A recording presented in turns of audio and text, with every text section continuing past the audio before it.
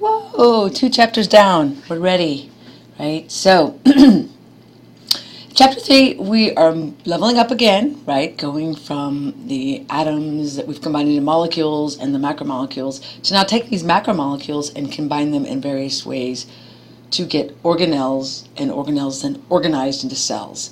So cells have the unit, they are considered the unit of life. So again, I remind you, I asked in chapter 1, what were the characteristics of life? We will be having our first test before too, we'll be having it very soon, right? So you want to be able to review the characteristics of life and think about them, right? The ability to reproduce, develop, grow, right? Respond, metabolize, maintain homeostasis, be organized. You know what we're saying? Right. You have trillions of cells. As a multicellular organism, we estimate probably 50 to 75 trillion. 290 is actually low. We're in the midst of working on a cell atlas and have discovered there are at least 300 different types of immune cells alone. So 290 is a little low. We estimate there may be thousands or tens of thousands of different cells. And we are complicated machines. That makes sense.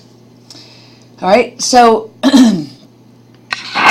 I say here again in defense of why do we have to stick around, why can't we jump right into the anatomical systems? I say, look, if you don't understand how cells work, you can't really understand how the body's going to work, because ultimately it's the operation of the cells that's important, and their chemical reactions, as we talked about in chapter 2, that keep you alive.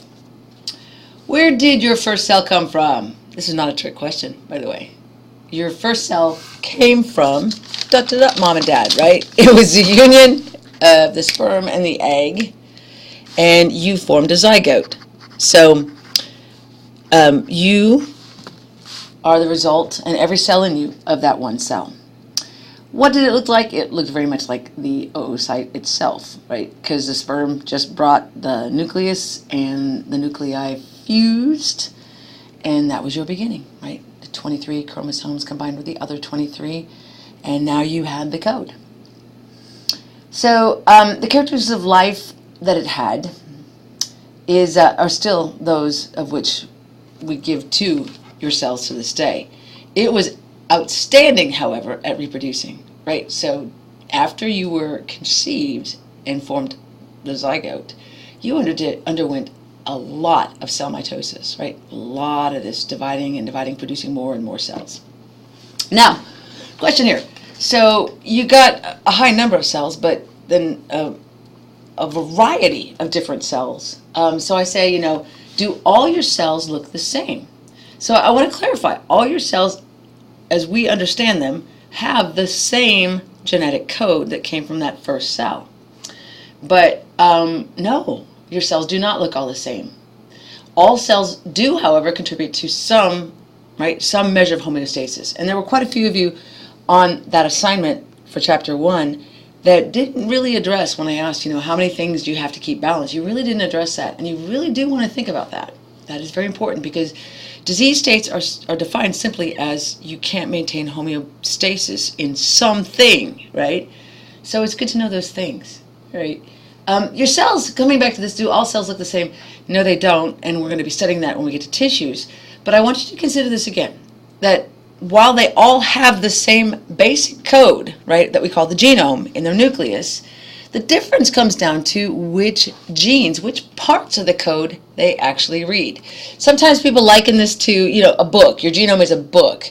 So which chapter are you going to be reading at what time? And remember, when you read that chapter, you generally are going to produce a protein, as I kind of talked about in lab last night. All right, so, let's get this moved forward. There we go. All right. So here's some different cell types, and they range very much in size. This is the largest. This is, in fact, an oocyte. And then we have these spindle-shaped like muscle, right, smooth muscle cells, and then very tiny. Sperm's even a little bit tinier than this, but it's unique to only half of our species. So we'll go with the cell that is common to all of us, and that is the red blood cell. All right, so blood cells tend to stay small, and they do this because, of course, they have to make it through very small tubes. So different shapes, different sizes, right? Here's a classic neuron, and you want to think, again, shape reflects function, or structure reflects function.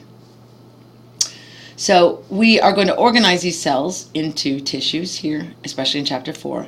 But this shows a number. You can tell that they're different cells by these nuclei. I know it's a cartoon, right? So each nuclei represents one single cell. Though sometimes cells can have many nuclei, that is not the case here in this cardiac muscle tissue. All right? So what do cells have in common if we get all this variety? It turns out that for your cells, and if we're staying to the humans, you have to have a nucleus. If we define all of life, we simply say that a cell has to have DNA, because bacteria never formed a nuclei. They get along just fine without it. But they have to have DNA. They have to have the code, the genome. So for our intents and purposes, we'll stick with the fact that, you got to have this nucleus, and you got to have a cell membrane. You got to know the boundary of the cell. You have to have the stuff inside that we call cytoplasm. And then you have to have these, sometimes they're quasi-organelles. I mean, there is debate over whether or not they're true organelles. But regardless, let's call them an organelle for now. You have to have this organelle called a ribosome. And bacteria, prokaryotes, have this as well. All right? What is different? The numbers and types of organelles. So you know how in yesterday's lab, or week 2's lab, if you're watching this later than today, obviously. In the lab this week, I talked about peroxisomes. So I said, we use liver because liver is very good at producing a lot of peroxisomes. It does a lot of detoxification. Peroxisomes would be found in a variety of different cells, but they wouldn't have to be in all cells, and they wouldn't be in the same number in all cells. So that's just one example of the many, you consider all the different organelles you have. All right? So say here, it comes down to this, right? Who's doing what? What should you look like? Well, because what you do should dictate what you look like. All right? So here's some functions we want to consider. Got lots of secretory cells. We got cells that have to absorb, right? We've got protective and supportive. We've got cells that do movement, think muscle, right? Control and direct, think nerve, right?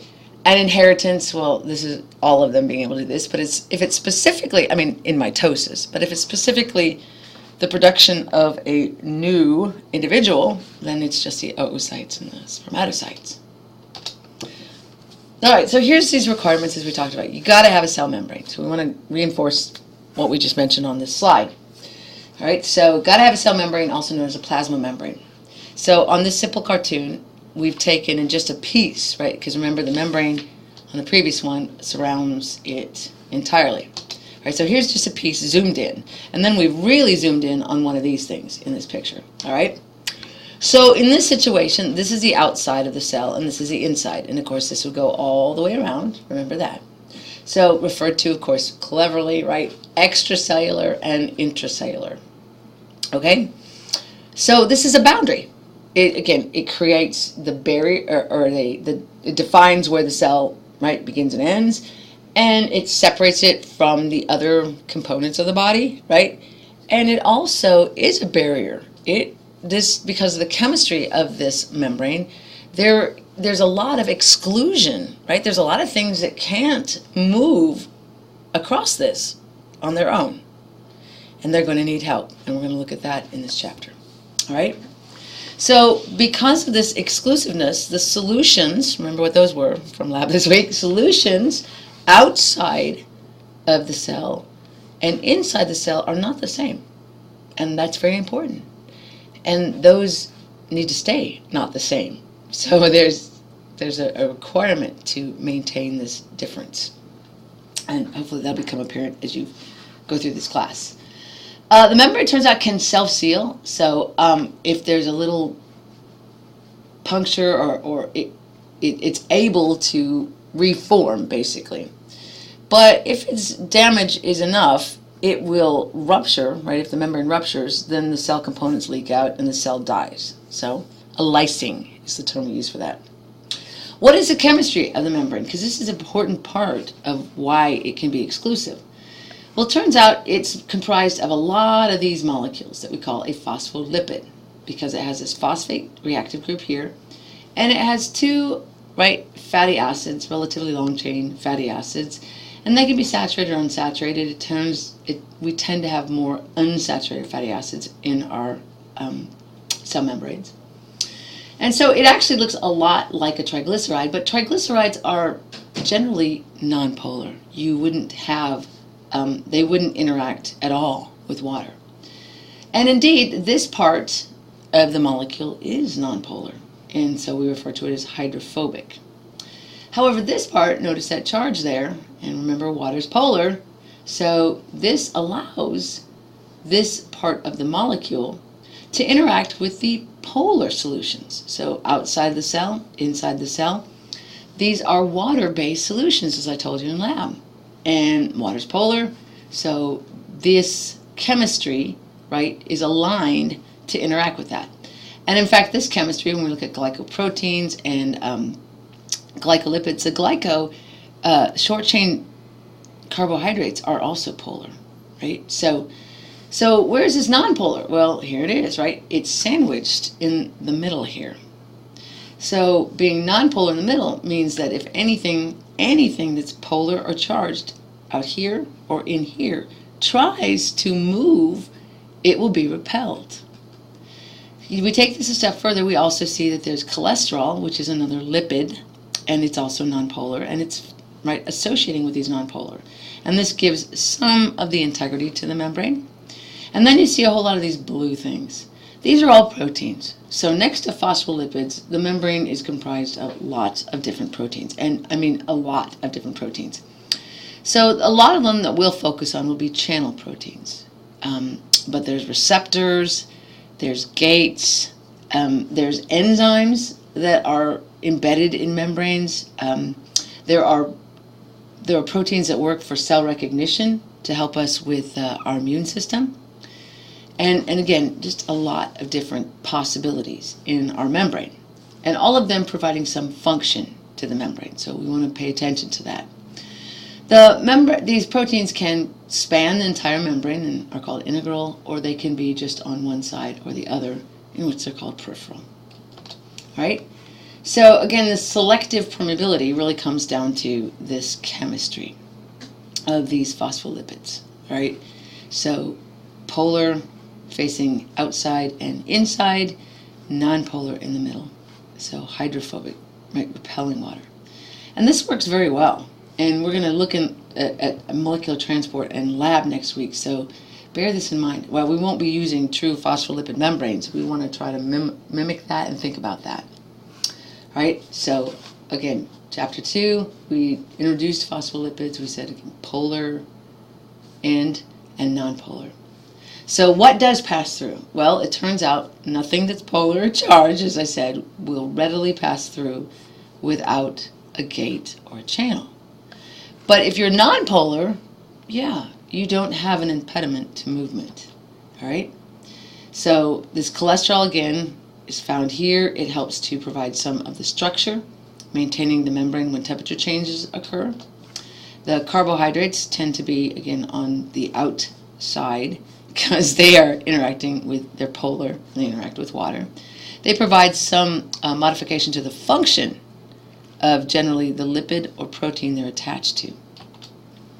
And then these proteins, again, are receptors, channels, recognition for immune system, enzymes, and also cell adhesion. They help cells organize and stick together into tissues.